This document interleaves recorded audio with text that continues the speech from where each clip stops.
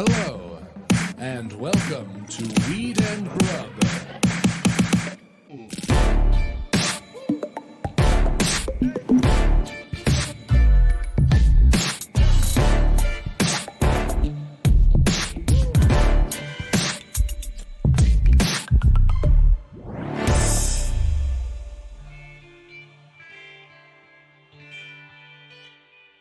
Well, the results are in. Okay. As of this recording, Mm-hmm. Kermit is Jewish. Wow. Yep, Kermit's Jewish. We had 653 votes, and it came down to Kermit is Jewish, 55% yes, 45% said no. Okay. On Instagram stories for a 24-hour poll. What precipitated this poll, may I ask? I was thinking a lot about the Muppets. Okay. And I was like, great. I wonder what they're based on. And then I started texting Joel Hadley Okay. at Brother Elephant. And I was like, hey, who are the Jewish Muppets? Because he just got back from Israel. And he's like, Statler and Waldorf, hands down. And then I DM'd Greer. Mm-hmm. And I was like, do you think Kermit's Jewish? And then Joel was like, Joel was like, I don't think Kermit's Jewish. And Greer was like, I think Kermit's Jewish. And I was like, we need to poll. And he's Jewish. Got it. Yeah. So I thought I would just, Kermit. let the world know. You heard it on Weed and Grub. Yeah. First. Kermit is Jewish. Great. So anyway, I don't think my interview at CNN or Fox News went well. This is the kind of hard-hitting journalism I'm bringing to the table. Breaking. Henson family denies. Yeah, that'd be it. Kermit is not Jewish. No, he's not circumcised. He did not get a bar mitzvah. Yeah. I mean, it's a strange time for that kind of story in the news because of that dude Santos who was like, I never said I was Jewish. I said I was Jewish. Kermit the Frog here to let you all know I am Jew-ish. That's a good Kermit voice. Thank you. Nice. Wow, that's a really good Kermit impersonation. Yeah. Thank you. Good. Or we'll do a Joel. What a is it called? Gandalf clap. A Dumbledore clap. Dumbledore clap. A Dumbledore clap for that. Good job. Thank nice you. Work. Well, what up, Mary Jane? How's it going, Mike? Good. Welcome to Weed and Grub, everyone. This is a podcast about comedy, Cannabis, culture, cooking, calling shit out, and cartoon frogs. Oh wait, no, he's not a cartoon, and that was a terrible impersonation. I think it was pretty good. And a good design with our very important bud, Jordan Wannemacher. Yeah, covers. Covers, hot food talk, sexy design talk, so much. Cool friends. Very fucking cool friends. Yeah. Can I say one more thing about Kermit before we move on? I want to talk about the Muppets a lot more, if you don't mind. Great. But yes, please go ahead. So the one thing that did bother me that I'm just going to call out because I can talk about things freely on here is the joke of Kermit can't be Jewish, he eats pork, meaning Miss Piggy, is now so hack and tired. Oh, wow. Let's just let that never be said again. I've never heard anything like that. That's crazy. It's crazy, and it's also like such a small subsection of Judaism is being kosher. Like, I don't like the idea of like Jews don't eat pork and then therefore Kermit is not Jew. Like, the whole thing to me was weirdly bothersome, and I got defensive quite quickly because like, yo, I love a BLT more than anything in the world, and I'm Jewish, but well, also the implication is that you wouldn't be Jewish if you like went down on someone who was like not. I don't even know what it's really saying. It's just trying to be funny, and I was like, oh, do a lot of people think that like if you're Jewish you don't eat pork? Right. Is that like, that's a weird stereotype to me because it's about being kosher. It's not about, which is a part of Judaism, but not everyone who is Jewish is kosher. Right. Do you know what I'm saying? I do know what you're saying. Yeah. And so I thought I would just call that out on here. So if you think that all Jews are kosher, you wrong. Also, your joke is tired. Also, thank you for voting. I really needed to get to the bottom of that. There's so much in there. Do you really, have you encountered that sort of like dumb thinking, that narrow thinking of like, Well, I think like it's an easy joke to make, so I have no problem with that. Love an easy joke. Sure. Love a first thought. But when it continued to happen over and over, a part of me was like, is everyone coming up with the same joke and I'm living in Twitter hell? Or is this some kind of weird like ethnic or racial fucking dumb stereotype? Gross. Well, like I remember going to the Moose Lodge with my dad growing up, which is a place he had to go there for work. Like he needed to create business. And like that networking. Is a place. Yeah. Is that like an Elks Lodge? Like yeah, where, like, exactly. Yeah. So I would have to go with him because we couldn't afford a sitter, and he would get me a Dr. Pepper and give me $5 to play Pac-Man while he hung out and watched sports and played pool and networked and stuff. And that part was fine. But doing that in Missouri, I don't care what lodge you're in. There's some racist motherfuckers in that lodge. There's no way around it. So I remember one time, it was one of the last times we ever went there. Michael Jackson came on and they started yelling slurs at the TV and asking everyone to change it because he was black, and we just never went there again. Wow. So like I think that kind of core memory is burned in my brain. So when I read things about Jews and pork, like a part of me flashes back to the Moose Lodge. Being little. Yeah, And being hearing, little. yeah, and understanding that prejudice for the first time. Yeah, I think so. So Wow. sorry I went from a Twitter from an Instagram poll that was quite fun to like, racist memories of my youth, but it is what it is. But that's, what gave birth to so much of the comedy that you do now is, like trying to find intricate and interesting ways to dance around it and make things funny so we can look at the hard shit. Yeah. That's what you do. Try. So Not try. polls do. about whether or not Kermit being Jewish, bringing those weirdos out of the woodwork so we can talk about them on here and be like, that's an idiotic thing to do. It's all important. Yeah. Part and parcel. Threading the threads. What do you think about Fozzie Bear? Waka waka waka. Jewish, right? Oh, absolutely. Okay. Yeah. Yeah, he's from the Catskills, basically. He It's is like a he runs Catskill. like a Catskill theater club. He's definitely.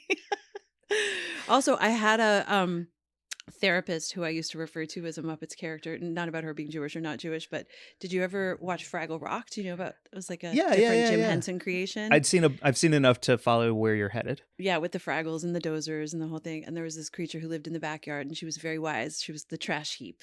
And she would just sort of like come up and she was this amazingly designed character. She had these sort of like cat's eye glasses and she would come up and be full of trash. And then she would like say these nuggets of wisdom and then settle back down into her trash heap. And I had this therapist who wore like 18 banana clips at one time. And she always had like 3 purses on. And she like would dispense bits of wisdom, but she also could never remember my name. She called me Mary Ann. Oh my And God. she would like answer the phone in the middle of our sessions and stuff. I had to stop seeing her because I was going crazy. But I was like, whenever I described her to friends, I was like, she's like the trash heap from Fraggle Rock. And they were like, oh my God, you pay her? I was like, she's kind of wise. It's also not great. Not great. Not great. Love Jim Henson. I grew up on the Muppets. I have the fondest memories of watching the Muppets with my dad when I was little and him just like chortling.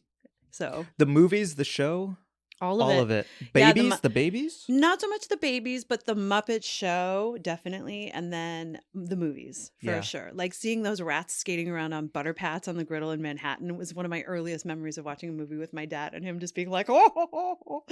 I was like, this is amazing. And that was my idea of New York for a really long time was the Muppets. Oh, that's magical. Yeah, truly. Like when I moved to New York, I saw it through those eyes. I was like, oh, it's like, those cute rats skating around on butter. That's, just down the street. There's one right now. Yeah, they're friends. Skittering Hey, from pizza dumpster rat, to what's dumpster. Yeah, that's awesome. Yeah, well, that actually fits into our news story because it's about New York. Yeah. The Grub Gazette this week, and also our guest is from the East Coast, so it's all part and parcel. But this week's story is about the second cannabis dispensary that is opening up in New York City.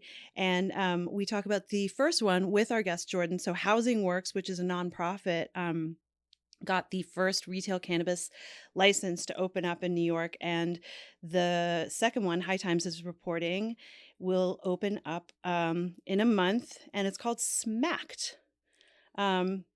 Gothamist reports that a new pot dispensary will open up after a local community board voted unanimously last Wednesday to endorse the store.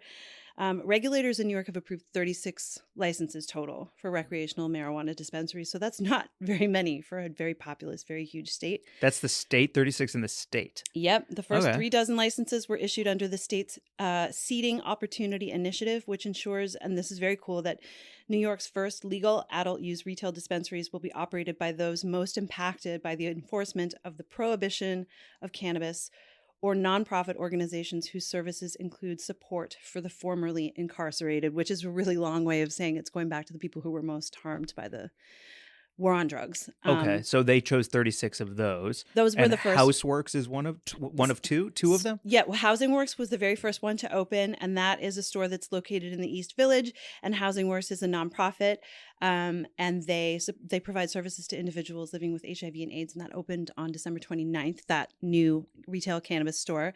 And the second one, Smacked, will be opening up very soon in the West Village, Greenwich Village.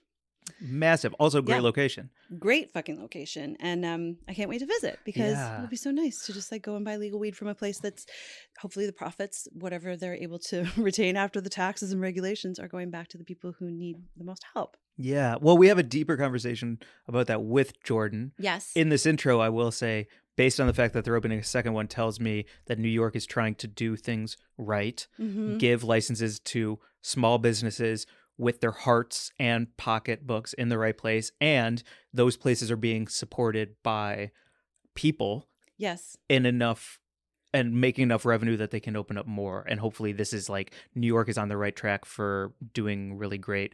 Hopefully with quadruple, like 36 times 4, whatever that is. You Well, know? I think we're all really hopeful that they're doing it right. I think they are taking it slowly, and that's great. And that it is just 36 licenses, and each of those licenses will go to a different group. So it's not like, oh, if you do a good job in this location with this store, you're going to necessarily get another license to do the same elsewhere. Oh, room for more folks. Yeah. Cool. Yeah, and I think they're trying to be really fair and equitable. And I know our friend Christina Bucola has been involved. Shout out Christina in getting some of those places to come online. She's been working on the legal side as an advisor. David Holland, another wonderful friend of the podcast, has also been a legal advisor for some New York State businesses. And, you know, people are just on the ground doing the fucking hard work right now to make sure that you know, legalization is going to benefit people and not just be a disaster like it is in some states that we don't need to get into because that's all I shout about on here sometimes. And So. if we live in them, so what? So what if we live in California where everything's a flaming dumpster fire? It's okay. It's okay. It's all right. I at first I wanted to roll my eyes about the 36 only for an entire state like New York, which Sure. is like, you Not know, many. I mean, the Muppets live there. Like we need Right. way more, right? The Muppets need weed. The Muppets need weed. God, I would smoke with all of them. But long-term big picture, a 36 license sample size, if a bunch of those screw up, okay, then we can take another 36. I think like it is only 0.00001% of the whole, but if we're going to start small and grow and see who works out, who doesn't work out, 36 actually sounds reasonable for long-term I think it's success. what they felt that they could oversee. And, you know, Yeah. it's just like with, you know, all weed, go low and slow and see what happens. And then, you know, learn more from that and, you know, titrate your experience both at the dispensary level and just, you know, ingesting. Damn, really well said. Thanks. Fuck. Do you want to get to our guest on that? I can't follow that. Yes, I do. Yeah, that was our Grub Gazette, and we get into, you know, a lot of fun stuff with Jordan. So our friend Jordan Wannemacher came into the studio. She's an incredible designer, all around great human, friend of the pod. Moving here. Fucking cool hang, basically moving here. Basically We trap her moving, into yeah. what she says, yes. And has the best musical taste of basically almost anyone I know. So not to put Joel Hadley aside when it comes to music. I looked at Joel and I looked at Jordan. Yeah. You know, I hope Joel, by the way, Joel, if you're listening, you're having a good time in, where is he? At Taiwan. At this point, yeah, he's somewhere over there. One of 3 places that all sound amazing. Fuck yes. Yeah, I don't want to dox him because, you know, he's got a lot of lovers out there. Sorry for the tangent. We're high. This is our introduction to our interview with. Yeah, I actually almost yelled her name to ask her if she thinks Kermit is Jewish to intro this one. Oh, right. Do you want to do it? She's no. Okay. I want to poor Jordan. She's over there smoking a joint and trying to just hang out. And we're screaming at her. Is Kermit Jewish? She's like, guys, I got to rap and eat. Okay, then without further ado, here is our interview with Jordan Wannemacher. It's 4:20 as we start out smoking and hanging with you, Jordan, on Weed and Grub.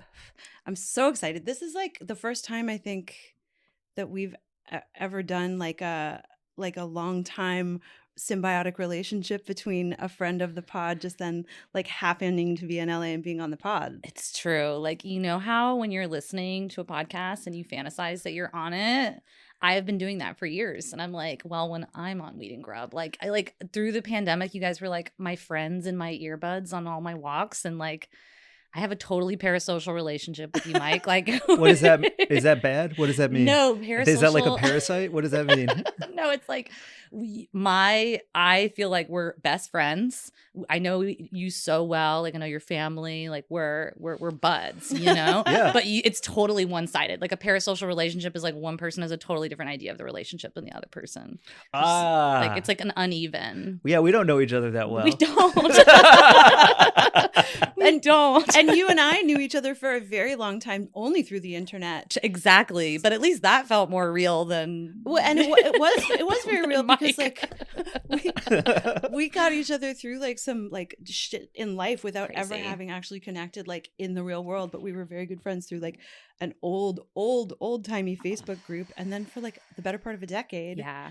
we've watched each other grow. Yeah. It was 2016, which was a hard year for everyone involved. Mhm. And yeah, we both were having like separate individual crises. Yeah. And also in this, like, yeah, this was back when people were still on Facebook. So Yep.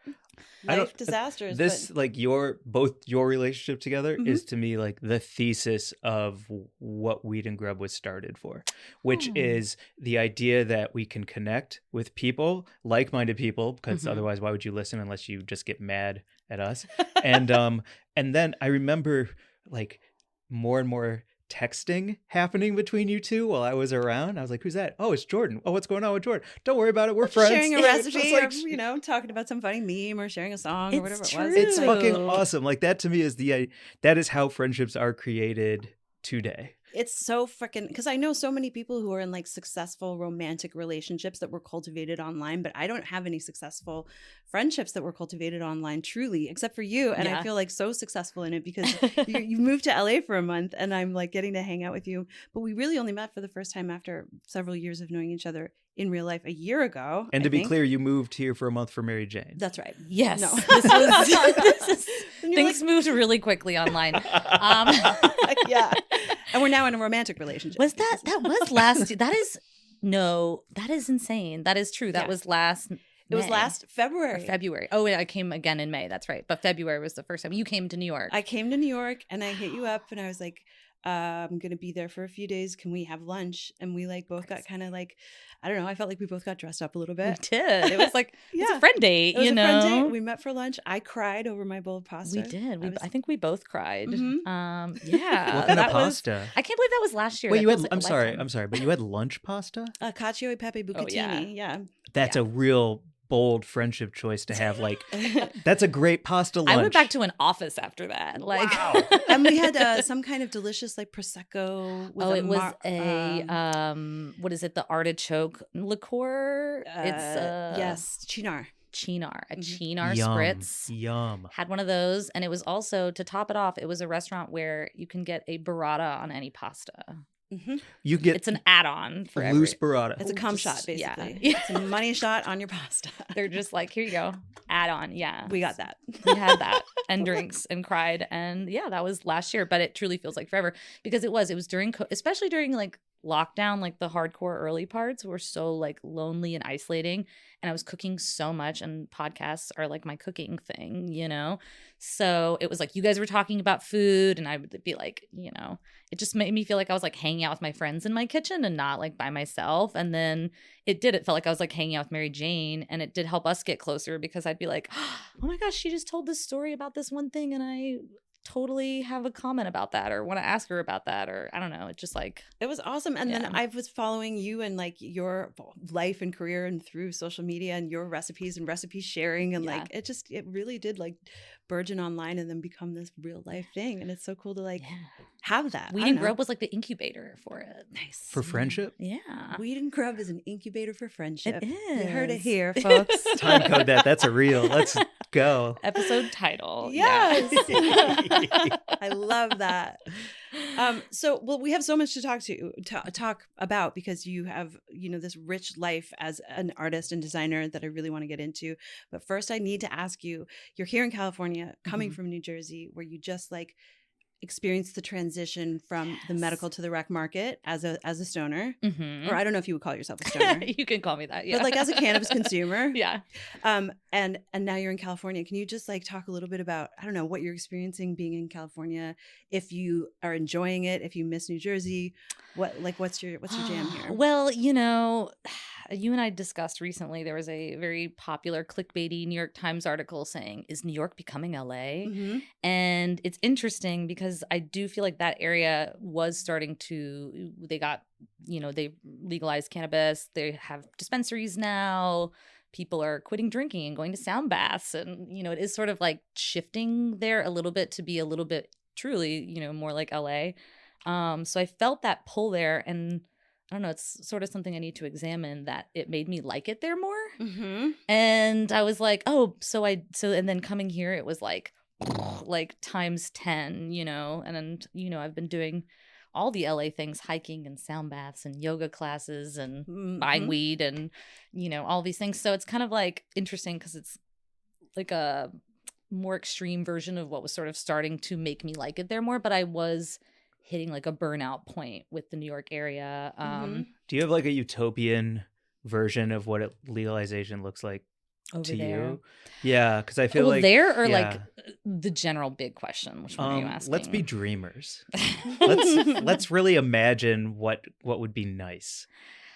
I mean, I did think it was good being over there that the legalization happening there has had time to watch what's happened over here and like learn from some of those mistakes. Yeah, So it big did make me mistakes. hopeful that we are heading to like maybe a good place where we can grow and learn, and then industries can evolve, because no thing is the same. I mean, I think a lot of industries have had to like change directions or hopefully evolve for the better, not for the worse. I like to be an optimist, but Like one thing that I'm seeing happen in New York as the first retail stores are coming online is like Housing Works and social equity. What's Housing Works? Housing Works is a thrift store. yeah, like Oh. and they were the first legal weed store to open. Yeah. In New York is like Yeah. this place that I used to go to when I just had a few bucks and needed like a piece of furniture or something. It's like But they donate to like, it is sort of like a Goodwill situation where Mhm. like it goes to housing, like it's like a nonprofit. I think that's right. I don't know. Cool. yeah. Don't fact check me, but And they've like put Dashita Nobody fact Dawson, checks.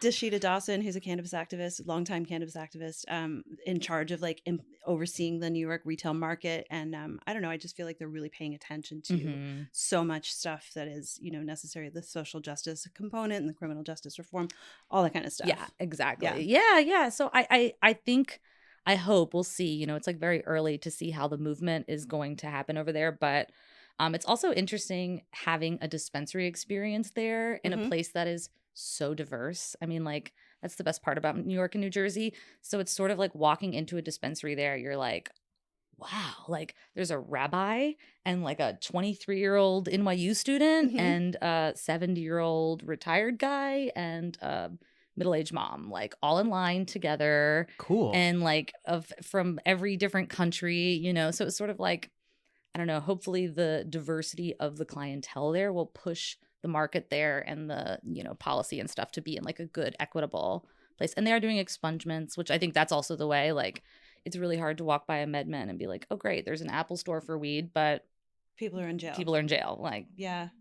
I know that's like a point everybody says, but Well, it's a point no one's gotten right either, exactly. which is Right. why I feel like it keeps getting brought up, is because like people are still fucking around with it Right. for some And reason. people are making grand pronouncements like Biden coming out and being like, I'm doing a federal pardon for weed. And then it affects basically nobody and does almost nothing and moves the needle very little, apart from being sort of like a grandstanding sort of, Exactly. a gesture. Yeah. Yeah. So we'll see. Like I Cool. would like to see the East Coast maybe try to be like, we're going to do this different. We're going to learn. But I also, the pessimist in me sometimes is like, oh, they're going to fuck it all up. They're going to fuck it and- up. Well, how is the weed?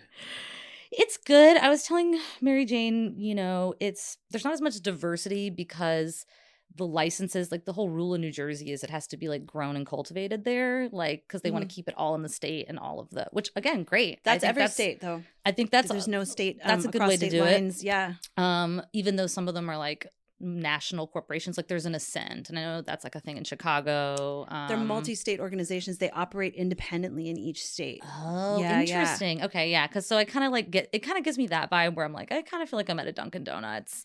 Like there's one thing. Is it the best thing? No, but it is a consistent thing that's always here. It's just like a Dunkin' Donuts. Yeah. Like it's Mhm. not amazing, but when I left, there was like more brands coming online and like having a little bit more of a selection.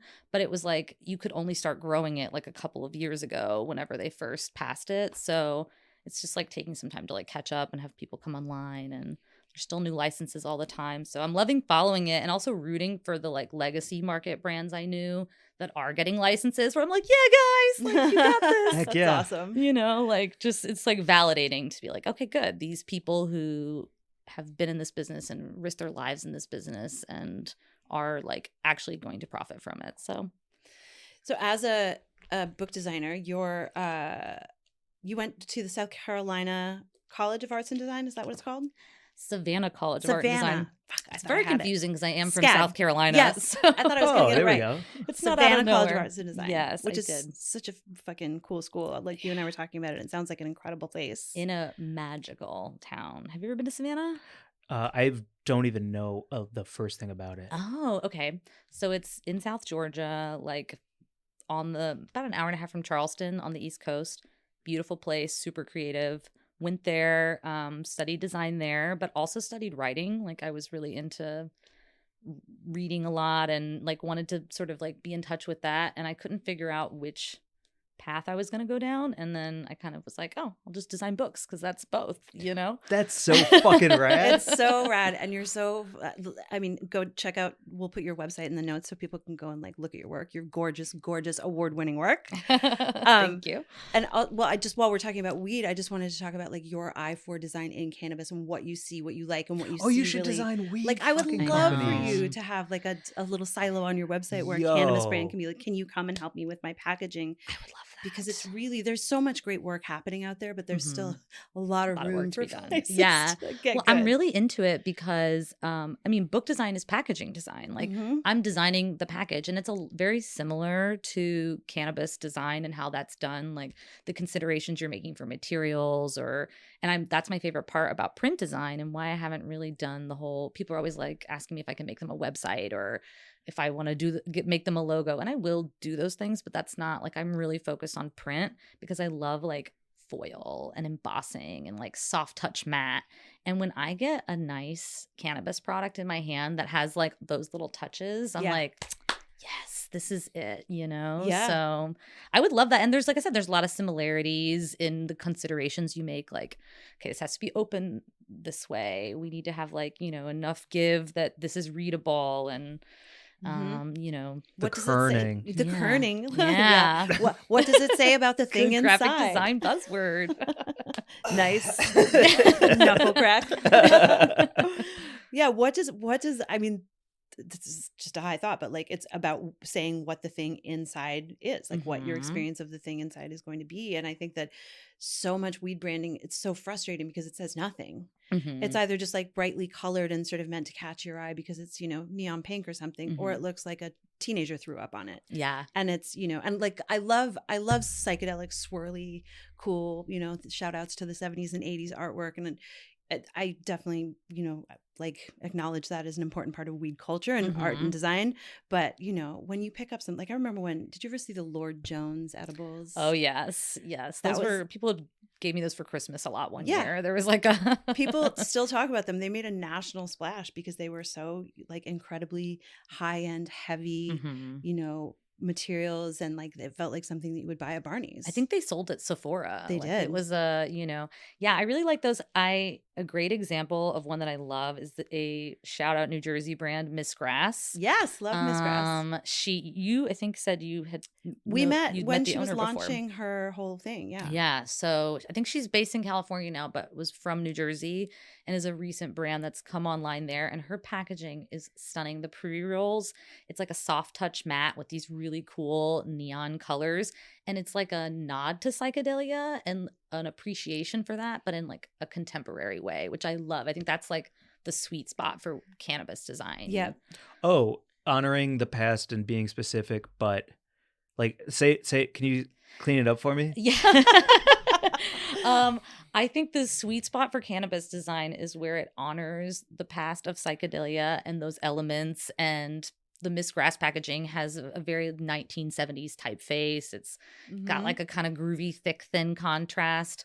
And it's using these really beautiful neon colors, but it's very contemporary in its materials and its approach. And it's, you know, paired with more modern elements.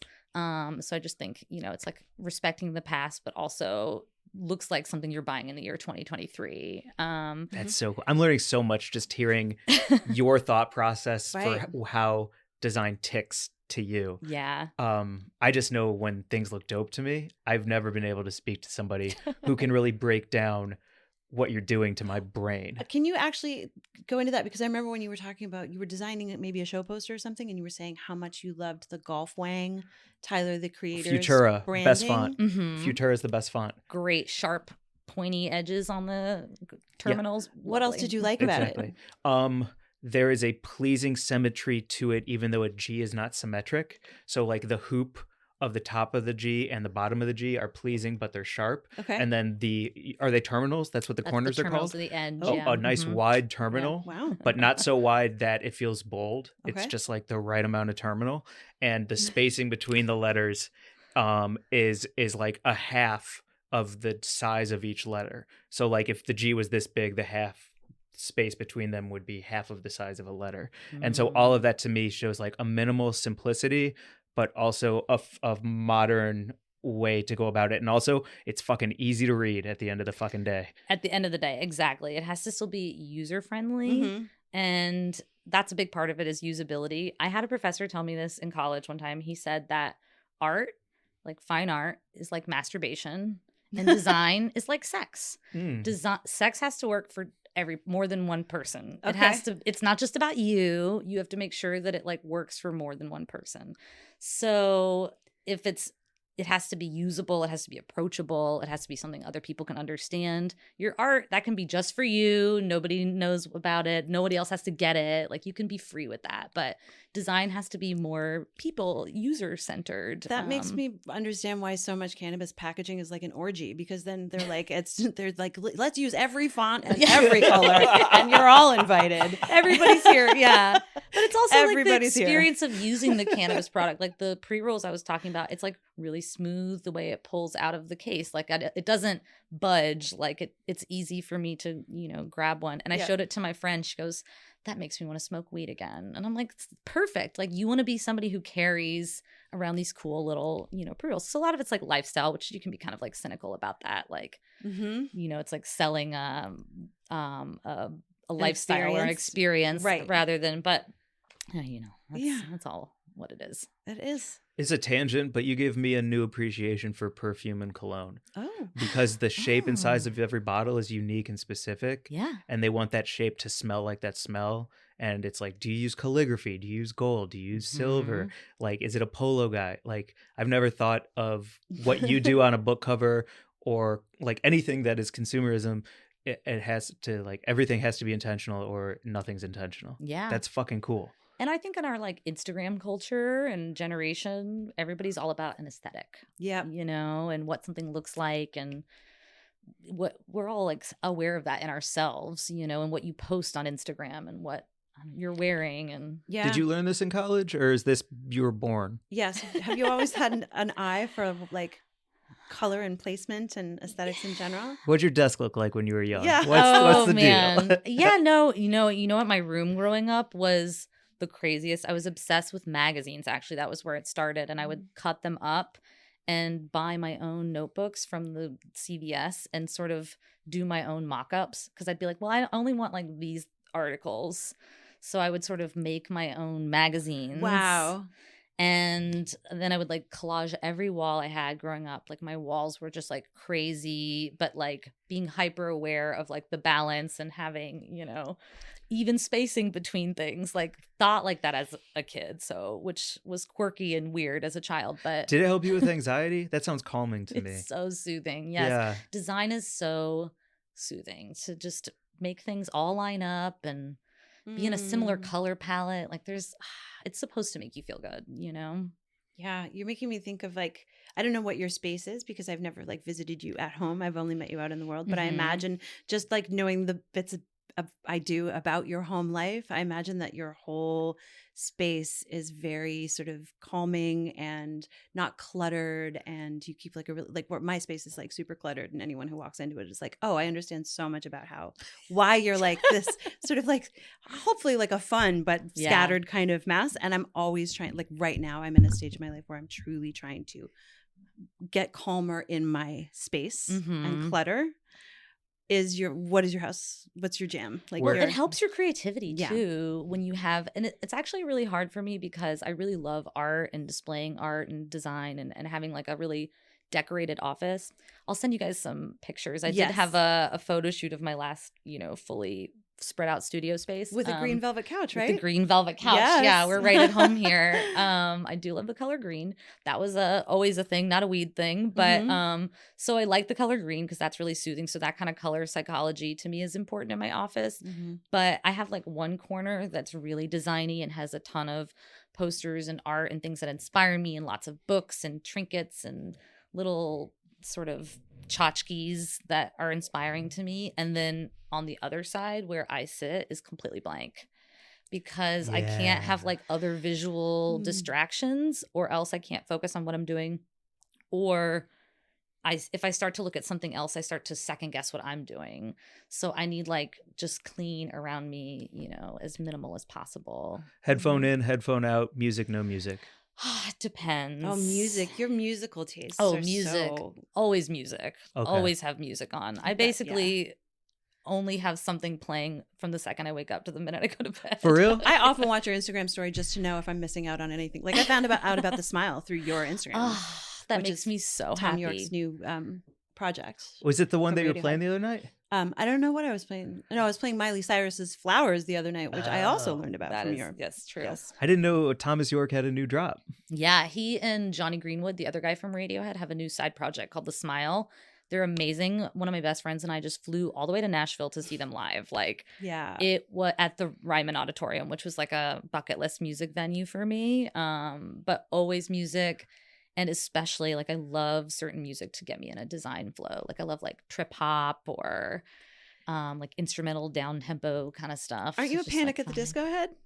No, I'm not. String Cheese Incident? I widespread panic. Widespread Panic. I know. I was like, I know it's one of those fucking. It's got a panic and Panic it's a at the noodle. Disco. You were really there though in the middle. That's the Venn diagram. Panic at the Disco. String Cheese That Incident. is the widespread panic is really the Venn diagram there. I'm so sorry that I'm so Yes. wrong. Widespread Panic. They're from Athens, Georgia. Growing up in the Southeast, that was like the jam band. So that was the one that we would really rock out to. Oh, and that was such a great Weed and Grub connection moment because you were like, it Couldn't was this remember the song, lyric. and I don't know what it was, and it was like it sounded like this, and I was like, Widespread Panic, blah blah blah. Like I knew exactly what song it was. The best. I wasn't about to be helpful, obviously. So thank God for you. Yeah. And to pull that back into design, I remember the cover of that one because it had this like fractal, like it's that kind of foil that glistens and prisms all over the place. Oh. It was very cool. Very cool Iridescent, cover. kind of? Just yeah. foil paper. Okay. Yeah. But your stoner brain was like, it crackles and glistens like a rainbow, man. Yeah, I'm just gonna look at this for 2 hours. Wow. Yeah, totally. Yeah, see, that's Magic Eye posters, a yes or a no? I kind of approach my domestic design the same way I think that cannabis products should be. Like, I like a little mix of both. Like, I like Okay. a little bit, but not too far. I don't want to feel like I'm, in a dorm room. Got you. To put it nicely, you Yeah. know? Right. If that's your thing, I don't want to yuck your yum, Right. Your but- bong Whose collection. thing is that? Yeah. I don't know. Who's like listening to this and is like, excuse me, I off. love my college dorm Rude. room. I mean, we have some friends who listen to this who are in There's college. 3 of them hanging in my family's home. Yeah, there's There's 3. One is a Tyrannosaurus. It's a Magic stupid. Eye poster. Yeah. Fuck yes. Mm. All right. No. No. They were talking about them No in that book taste. that I'm reading about Venice tomorrow after tomorrow or something. The one I was telling you about. There's a whole element, and they tied it into the book cover design. So Of the Magic Eye. yeah, I've always loved them because they make me feel special. So Yeah. I feel like I'm, doing a magic thing when I see the thing. And then other people like, I don't know, what are you looking at me like that for? I'm trying. I want to make a joke, but it makes fun of you, and so I'm trying to decide if it's worth making. I can fun take a of you or shots. not. Go ahead. I was picturing you staring at the Magic Eye with your eyes crossed, going like, "Urgh," and then like being like, "I can see it." Yeah, and I can. Fuck yeah, that's awesome. I challenge you to a Magic Eye throwdown anytime. I'll see that shit so fast, and I'll be like, and then I'll say what it is, and I'll be faster than you every time. Yeah, it'll ruin it because I do have struggle with them. That's Yeah, so there you fun. go. Yeah, true that. I do struggle with them.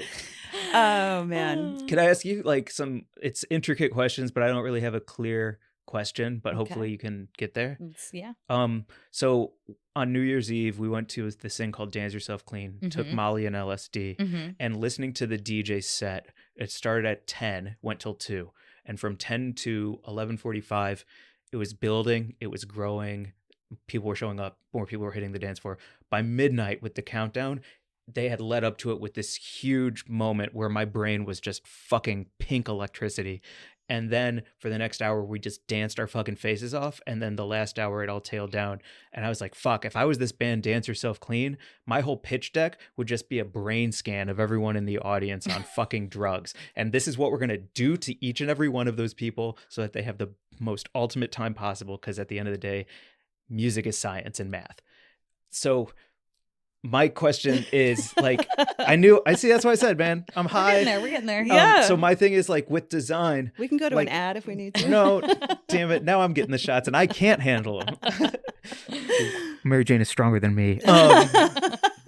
So, like, with design, are you thinking about, like, that brain scan, like what you want to do to me? And is it math plus creativity? Like, how are you tricking me? Wow.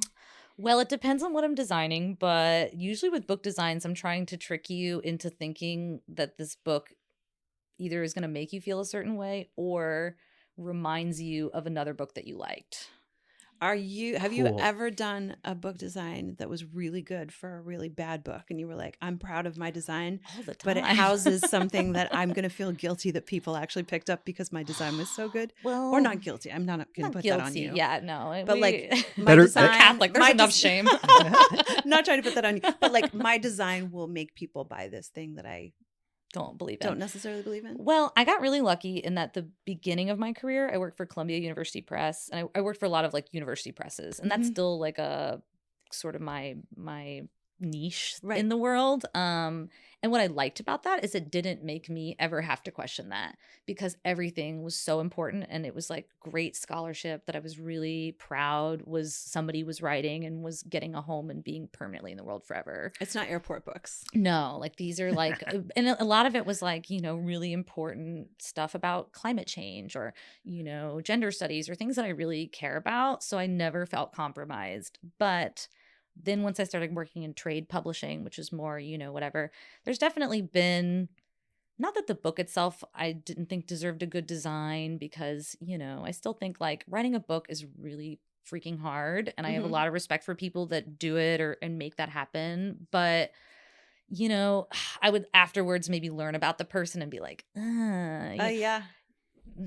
Yeah. yeah. It's all collaborative. I mean, I think that's just the interesting thing when you're working in, you know, any field, truly, there's always going to be someone who's working on the project that you might not necessarily have any interaction with or say in or control over. And you're like, they're just a collaborator and we're all working on it. Not to be specific, but I did do a lot of work for a politician who is now a mayor of a major city. Okay. And I had vision boarded that year that I wanted to do a book cover for a major political figure. Like my dream would be like an Elizabeth Warren cover, you know, like get to go to do something like that.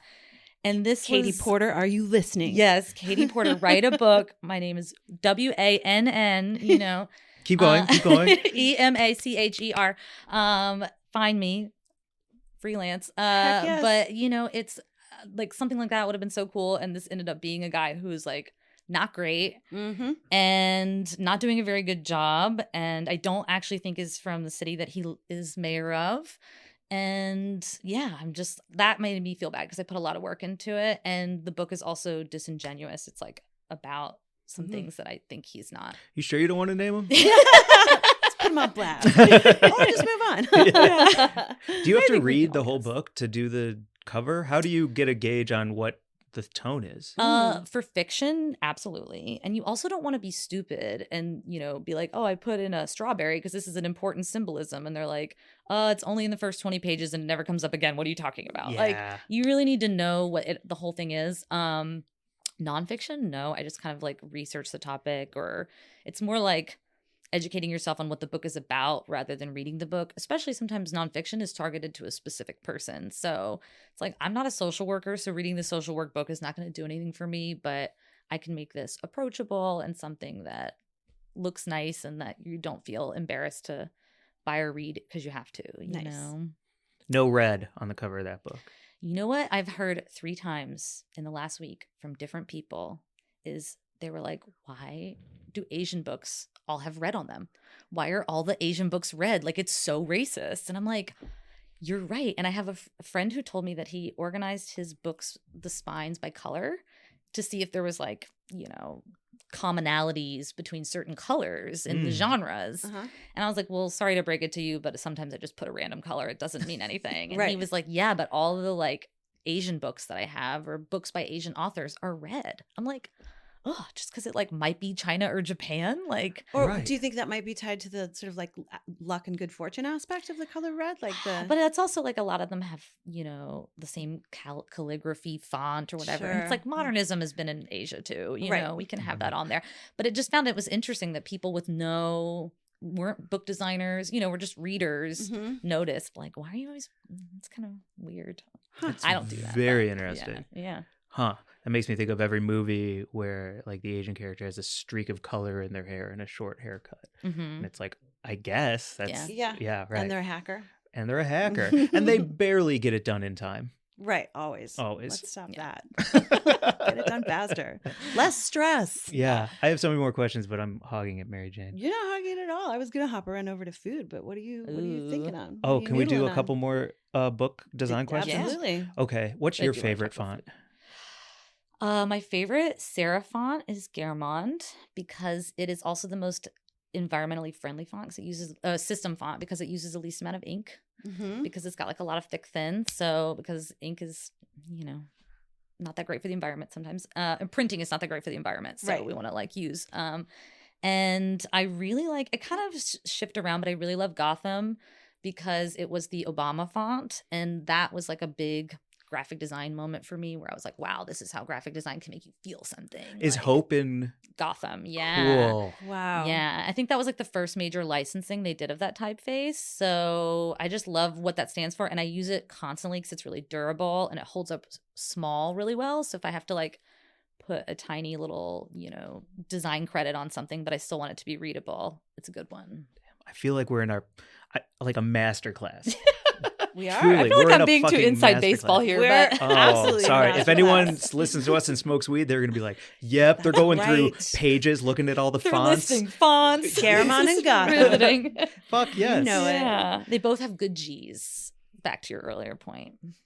Do you have a favorite cover that you've designed that you want to shout out? I think my favorite was this book cover that was my first big award too, so it has that kind of, you know, to preface it, but I designed a cover. It was a social work book about interracial couples, which was really hard to touch because you don't want to put something that's stereotypical or too, you know, like hokey on the cover, and you can really step in some landmines in terms of problematic imagery with those kinds of topics. So you have to be so sensitive.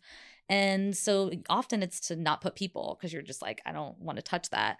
So, and the book was about different kinds of interracial couples, like not just Black and white couples. So, but I was trying to think of a way to do it. And I went through, I think like 76 comps or something insane. It was like a crazy, I had a pile of all of the different designs I had done on the table. And the last one I came up with, which was kind of like, whatever, like I'm just throwing something out there, was a black and white cookie. Because I remembered I was like up late one night thinking about it, watching Seinfeld, and they have a whole episode about the black and white cookie. They do. It's a great episode. Famous New York cookie. Yeah. And I was like, and I showed it to my art director, like kind of laughing. And she was like, you know what? Let's see. Like, let's just see what happens. And it got approved and it made it through and it won the AIGA 50 Books, 50 Covers Award. It was like one of the 50 best book covers that year. And it was just like so many people would talk to me about it. Now it's become such a good like conversation piece. They're like, is that because of Seinfeld? I'm like, yeah. That's so fucking awesome. Yeah. Awesome. That's a good transition into food. Yeah, good black and white cookies. Come on, we are in the flow. I was scrolling back through our DMs and our texts in advance of today, and I was just sort of like enjoying our like online conversation in all of its forms. And I fully believe that about 60% of our chatter is about food. Recipes, what we just ate. I just ate this thing and thought about you, and I just thought that you needed to know that I just ate this thing and thought of you. It's really fun. Yeah. Well, you're somebody who appreciates good food, and I love to talk about food. Like, I just really, it's like, it's such a, comfort for me and something I enjoy so much. And you're such a cook. yeah, I love to cook. You I really do am. like spend time in your kitchen. Yeah, I have my grandma's from Oklahoma, and growing up in the Southeast, and like cooking was such a thing. There was like lots of like family recipes, and my grandma and my mom are both like excellent cooks. So I was taught to cook properly by them. My grandma used to work at a kitchen store that had cooking lessons in the basement. And so she would be like, I would get extra money to like sit in the class and help her, pass things out or whatever, but would like watch these cooking classes. So, it's I just took always been a cooking thing. classes as a little kid with my mom. Really? Yeah, she took me Oh. the grocery store that we had. It's called Deerberg's, I think it was the one. And at that time, they had a classroom attached to the grocery store so that they could get families to come in and like learn how to cook together using the produce and everything that was about to go bad in the store, and then you would come in and learn recipes through that. That's so fucking cool. So wholesome. I love Very that. sweet, both of you. Lovely. Yeah. I know. Yeah. And then of course, like living in New York, like you're a lazy foodie. You don't it's just like everything is amazing. Everywhere you go is unique and different, and you pass a million restaurants in a day that you wouldn't see anywhere else, so Yeah. that just made me appreciate it so much more, and like the diversity of things, because I didn't have Indian food until I moved to New York. Like that was like there wasn't a lot of diversity of that growing up, but it's just made me appreciate it, and I just love a good meal, man. How are you experiencing, because you're living in Venice right now, right? Uh-huh. So are you just sort of like smoking and snacking and walking around, Guys. or what are you doing? Last night was Creamed corner. Creamed Creamed corner. corner. alert. Last night was a moment. Okay, let's hear it. I had my first Teddy's Red Tacos. Okay. I had not had a birria taco before. Yo. Wow. It was like I'm sorry, maybe this is reductive, but like a Mexican French dip to me. Like that's what it felt I like. don't think that's reductive at all. I think Yeah. anyone who doesn't know Teddy's or a French birria dip. taco- yeah, like, Like, it's so, yes. It's a beef sandwich with like a broth, It was so incredible, because I feel like Mexican food is good in New York, but I feel like that's something that I'm really digging into in LA, because Best in the country. yeah, and the cheap, like just like street vendor places, it's like way better than any taco you're gonna get in New York. Mhm. But the Teddy's Red Tacos, I got the deluxe platter, and it was, I'm gonna mess this up, but there was a quesadilla, which was more like just kind of a crispy taco. There was a regular taco. There was okay, there's two kinds that I didn't know the names of. One where it's a tostada, Mm-hmm. and then a mita. I don't I know. think. I don't know. I can't. I'm totally butchering that, but it was like a sandwich, and all of it was just different deliveries of beef, cheese, onion, cilantro, Oof. like just different shapes and sizes with a big broth. Oof. And it was like $15. Vampico? No, Vampiro? No, it started with an M. Nope. Yeah. Definitely was an M. I had never heard It's of a it play on a before. torta. It was like a torta. Yeah. Yes. Yes. I don't remember them specifically because I ate it so fast. It was so good. Like I had like a nice chill beach day, Oh, you so know. nice. Finally had a break from the rain, and then just scarfed down like a 5 o'clock taco platter, and then passed out at like 7:30. It was. Oh. Were you a dunker? Were you a drizzler? Did you I was drink dunking. it? You were dunking. I was dunking, and then they give you little tortilla chips too, so you can kind of like eat up the rest of the broth if you Mhm. want. I wish they would take that broth and put it with ramen noodles and birria on top. Like, I would love a birria ramen. Ooh. That sounds amazing. It would be so good. Pop up time. If anybody were to do that, it would be California. So, you know, that's been really good. Pop up They alert. do. They do, They according to have producer that? Mark. We'll find out where it is. We'll We eat it. need We'll bring you. that. We'll bring it back to you. We The need theme listeners. of this year so far is I come up with an invention that already exists, and I get very excited, and Mark says, actually, It exists. Actually, that's I already a Googled it. thing.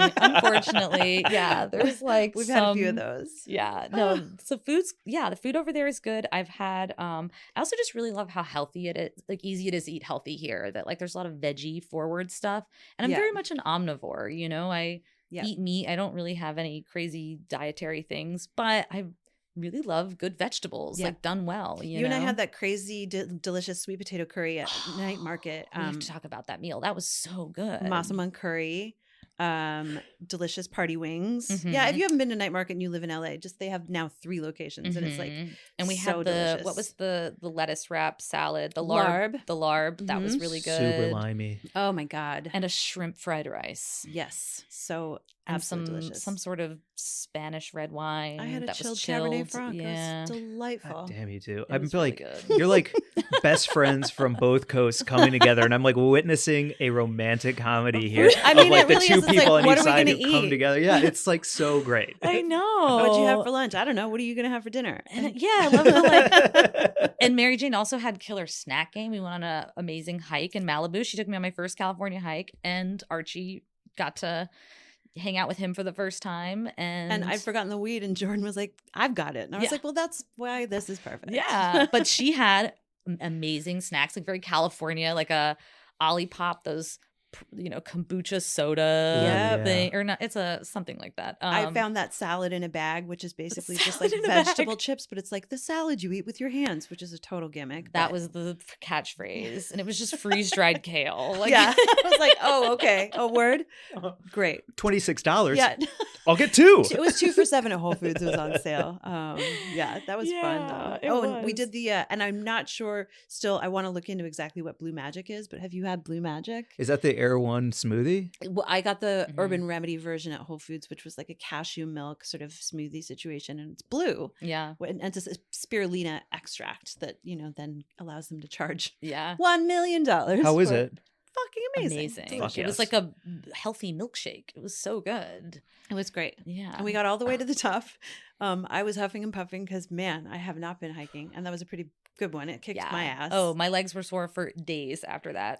Archie was delighted and also exhausted. And we got to the top and had a 360-degree view of Malibu and, smoked a little and yeah, had some snacks. It was great. So really nice. Yeah, it's lovely. The food Yep. situation here. Hiking, being outside here with friends, I really I don't know that I've ever lived anywhere else where I've done that much of like hiking with that's the meetup, right? It's like the walk or the hike or the outdoor hang. Yeah, It's and really nice. New York's very like happy hour, happy hour, happy hour. It's just like a lot of drinking and like. Look, I love a glass of Sancerre like the next gal, but drinking is not something I can do every day. Like it's not. Not socially, not everything. No, like Yeah. it's too much. It makes me feel like crap after too long. Like I need to break it up. And so I would catch myself like not seeing people because I'm like, well, I just don't want to drink, but you wouldn't have anything else to do. So it is really refreshing that there's so many like other ways to hang out with people here that aren't that. Mhm. And obviously having a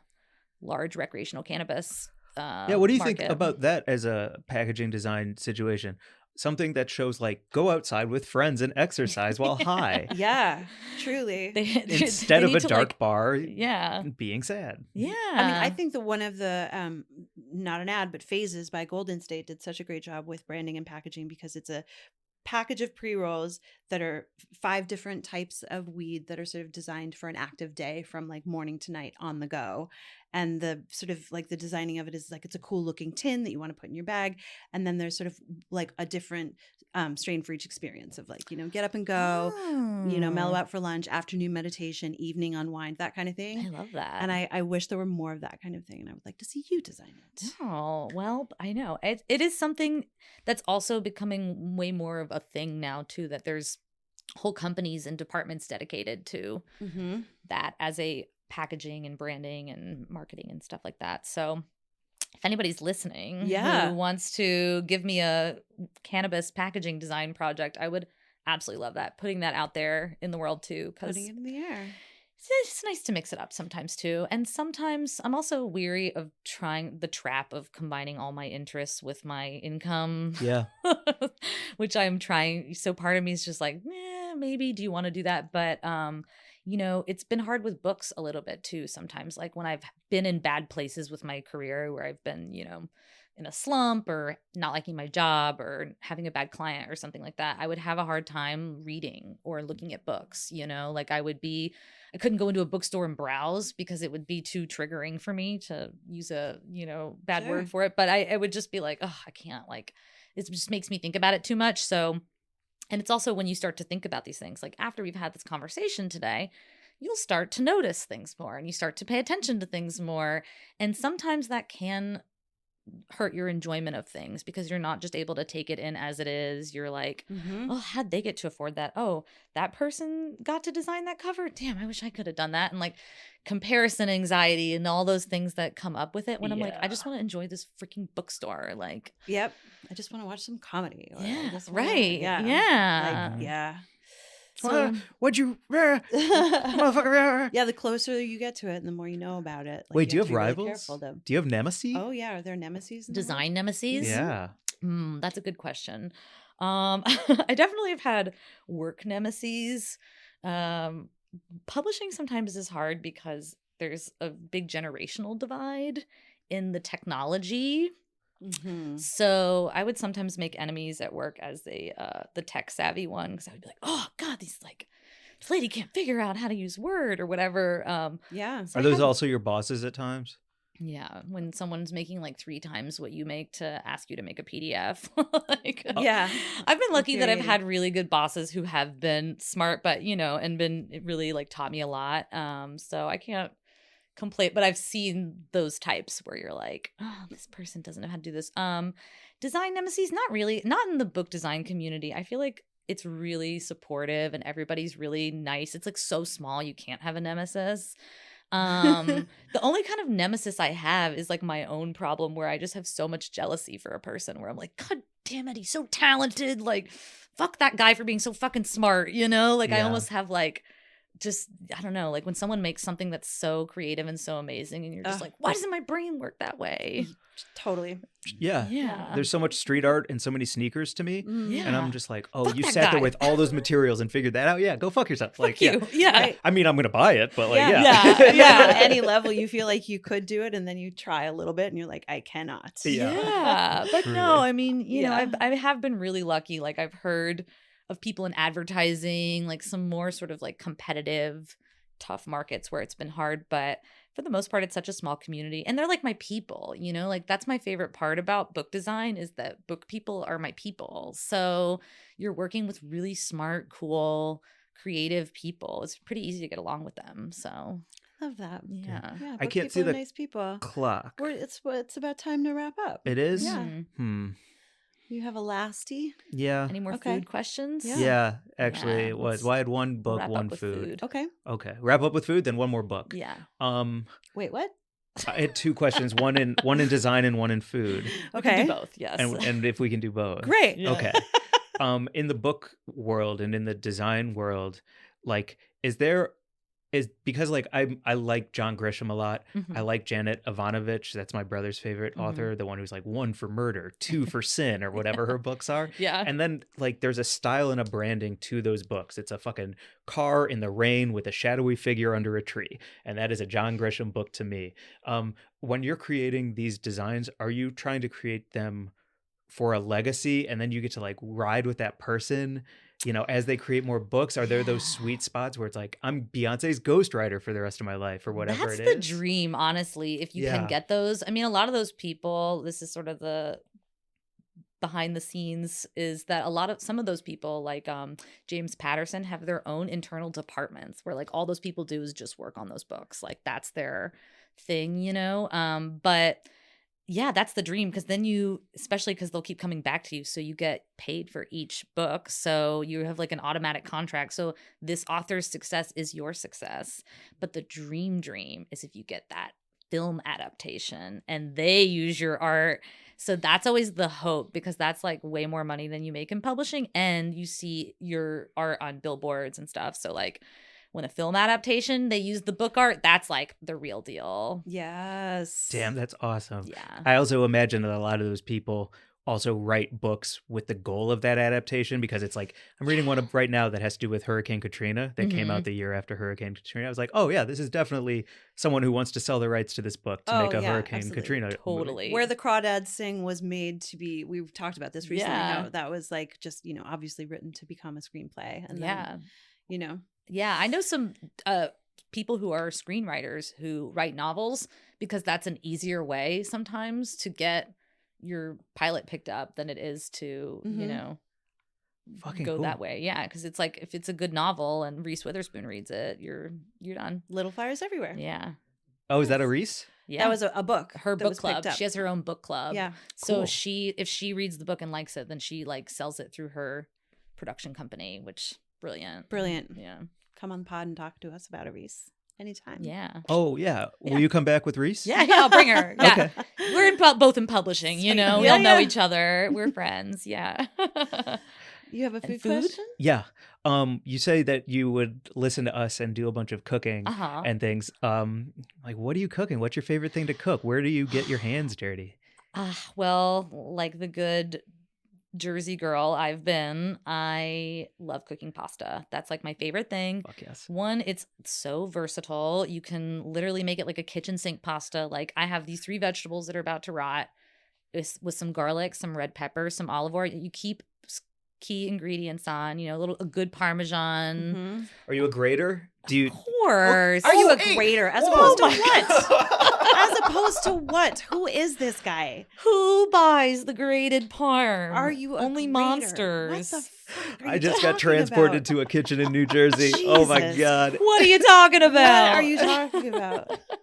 That's like a cardinal sin in New Jersey to buy a grated parm. Like they take their Italian food really seriously, and I learned to make really good Italian food there. So that's like my thing. I like to do a lot of that. I like to make a lot of healthy versions of comfort foods. Like I grew up in the South, so a lot of the food that I grew up with is not things you can eat every day, and things that quite frankly make me feel sick if I eat them now. Like it's just too much. But I'm really interested in like how to still maintain those comforts and make like a really healthy chicken fried steak, and make like I like to make that with a cauliflower gravy instead of Break that down. How does that work? So you just cook cauliflower instead of flour with like a tiny bit of bacon grease and like a lot of black pepper, white pepper.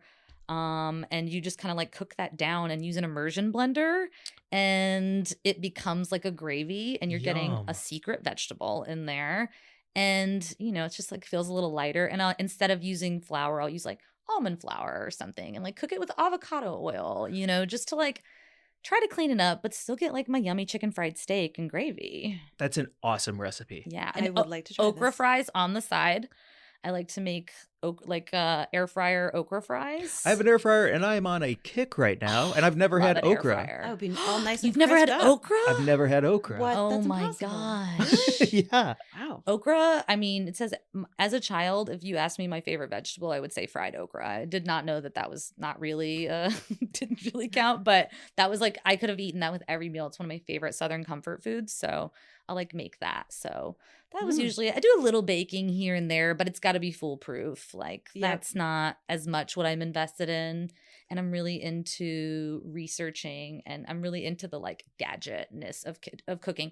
Not necessarily like air fryers and stuff, which I do like, but like what's the best pan, or like getting like a good knife and like those kinds of things too. So My enjoy that. family got Mary Jane and I both the same gift for Christmas, like sent some gifts, and we both got a double spatula, and it's attached here with a spatula here and spatula here, so that you can pick things up. It's a and turn tongs, them. really, like a a spatula. wide tongs. tong. It's a Yeah. wide, it's a wide flat tong. Yeah, Yeah, exactly. it's great. But it gives you like a little extra. Mhm. Yeah, because it's a full, that spatch action. It's real nice. That's such a good Christmas gift. It was a great Christmas gift. I used Stocking it last night stuffer. to make a shrimp stew. It was wonderful. Ooh. Yeah, lemony shrimp stew. Lemony shrimp stew. Mhm. What was the base? Was it? It would have been leek, but fuck Whole Foods because they don't carry anything I need anymore. So I had to do it with an onion, and then we threw in some garlic and shallot and cannellini beans, good olive oil, and then the rub on the shrimp was like paprika, lemon zest, salt, pep,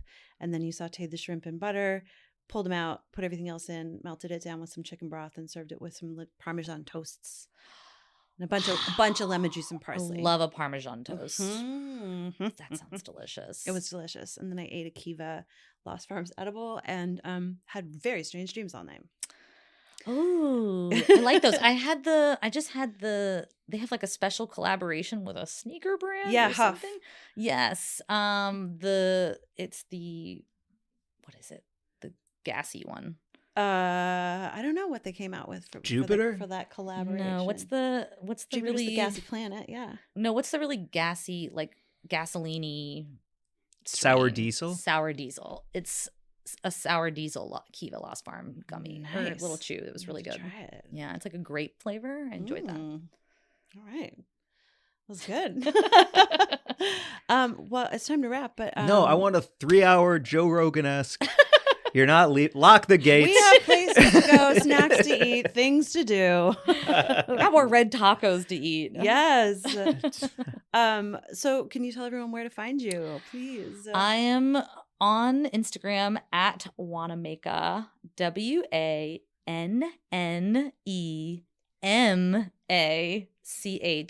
WANNEMACHAA. Which is a play on your last name. Play on my last name, Wannemacher. Looks like Wannemacher, but it's pronounced Wannemacher. It's actually pronounced Wannemacher, but we're not. We have a low bar here. It's a super low bar to get your name right. That feels reasonable. Yes. Right. So I'm on Instagram.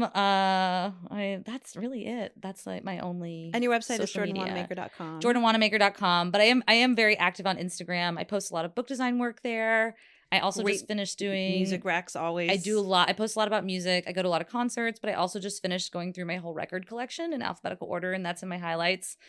Awesome. You have crates of vinyl. I do. I have That's a so lot cool. of records. My TikTok is a burner, so can't follow me there. Awesome. And you're gonna move here? We're testing it out. Yeah, we're doing the dance. We're in beta right now. Listen, yeah. Jordan and I are gonna have dinner with Natalie tomorrow night, and that's part of the siren call. Everyone in LA Best of luck to you. Yeah, the everyone siren here, song. you all act like you're in the Chamber of Commerce. It's like a cult. Everyone's like, "Are you ready? Are you coming?" Like every time I go to lunch or dinner with someone, they're like, "Here's a deck." Like, Yeah. That's I mean, truly, Yeah. I'm just excited for us to hang out with Natalie because Very but excited. like that experience of like hanging out with someone who can show you the best of LA. Like I'm not that person because I'm still learning about it. yeah. Natalie was the person for me who did the Chamber of Commerce thing where she was Oh. like, look at all of this. Isn't it nice? This could be you. Come over here. And now I'm, It's a cult I'm happy to join. Like, Yeah. you know. I'm yeah. feeling- So you're going to move here. Yeah. Yes. we'll see. We got her. Yeah, it's it. It's announced on Timestamped. Weed and Grub exclusive. Got her. Got her. Nabbed her. Can you return that Tupperware to Natalie for me? No, you have to get it back to her Oh. yourself. Oh, real quick, do I get a butt of the week? Yes. Do you want to do a Can butt I of the give a week? butt of the week? Let's do butt of the week. Okay, I was thinking about it earlier whenever you guys were asking about New Jersey, and I just saw this last night on Instagram, so I want to shout it out. At Brown Box, it's BRWNBOX is their main page. They're a women of color owned cannabis company in New Jersey. They have been, doing amazing infused cannabis events, like they would do catering and stuff like that. The Farah and Almaz are amazing. They have been doing so much for the community in New Jersey. They just opened Brown Box Events, which is this beautiful event space where they're having like wellness things. They're in Orange, New Jersey, and it's just like they do so much and give back to their community and are just such a badass like women-owned cannabis community in New Jersey. So they have like a bunch of different side brands, but Brown Box at BRWNBOX is their main page. So They're fucking awesome. they're Follow. really cool. That's Yeah. dope. Nice. My butt of the week this week is not Mary Jane because I'd love that Tupperware returned if possible. She made me an olive oil cake and it was so good. And Mary Jane brought it all the way to my Natalie place. did. Natalie made Uh-huh. olive oil cake. Mary Yeah. Jane brought it all the way to my place. And now you want me to return the Tupperware? Hell no. You get that back to her yourself. My butt of the week this week is I Hate Eric Wilson. It's our bud Eric Wilson, formerly of the Tender Friends podcast. As of when this drops, I will have hung out with you all afternoon watching the WWE Royal Rumble at your place. So not only are you my butt of the week, because I know we're going to have eaten chicken tenders together, smoked a ton of weed, and also thanks for inviting me over for Royal Rumble. Also, I hope that you get your staff job this year because your Billy Joel script is incredible and you deserve to be a staff writer. And if they don't fucking hire you, they're fucking idiots. So follow him at I Hate Eric Wilson. Yes, he's the fucking best, Eric. My butt of the week is Evan, and I always want to say it the wrong way, so I hope this is the right way. Nison. It's Nison. Evan is the founder and CEO of his own PR company, and he's the vice chair of Normal in Jersey. And I met him in probably like 2013 when I think he was about 21 years old, and he was doing like cool fucking policy work and reform work. And now he's just heading up a bunch of amazing reform efforts. And he's also running like one of the PR companies that I look to when I'm like, who's representing the good guys? Like, I don't know if he would want me to say that, but he is just like setting a standard, I think, in public relations and policy reform for cannabis at a federal level. But right now he's working out of Jersey. So he's my butt of the week. Jersey. And you can follow him. I'll give his, not his personal, because maybe you can't follow that, but his PR company is NISONCOPR, Nice and Co PR. And if I said the name wrong, then, fuck me, because I hate when I do that. So It's pronounced Wannemacher.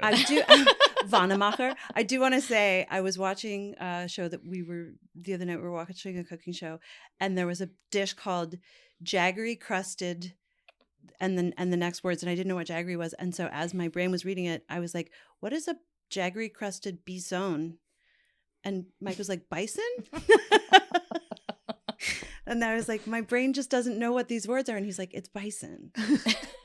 It's not bison. Bison. So I'm sorry if I'm saying Pointing things at wrong. the menu. Yes, could I have? I'd like the bison medallions. Please. These people from Montreal are so pretentious. Oh my God, she's such a. Ugh.